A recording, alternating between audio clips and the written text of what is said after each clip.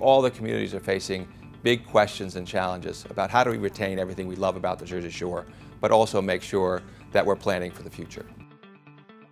Our weather has been interesting, at least recently. We seem to get a lot more really heavy rain events, which have caused considerable flooding that we haven't seen in a long time.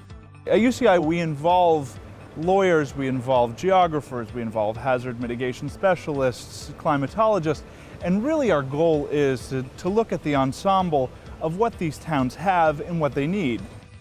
We can take some of the studies that have been done about the health of the Barnegat Bay or the New York Harbor Estuary Program, and we can sit down with the communities and say, what can they do differently at the local level that can have a positive influence on their environment?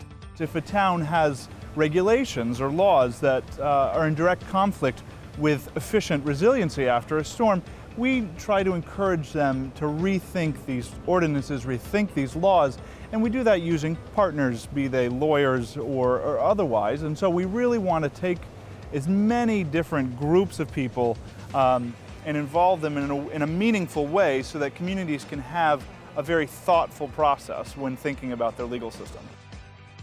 We're not Rutgers, we don't do deep sea oceanography, but we partner with them on projects.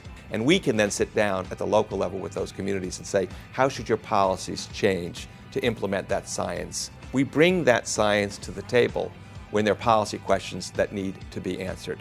So that's the niche we fit, really influencing policy by using the best science that's available.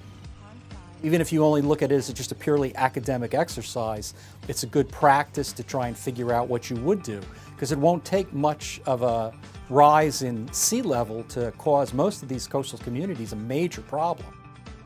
Flooding is a huge issue, has always been in New Jersey. That gets worse as you increase impervious surface and increase development upland in the watershed. How much development can we sustain and also sustain the environment?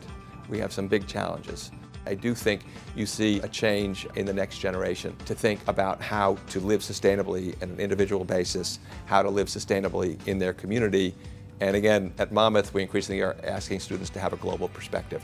So how are we going to have a sustainable world in the future?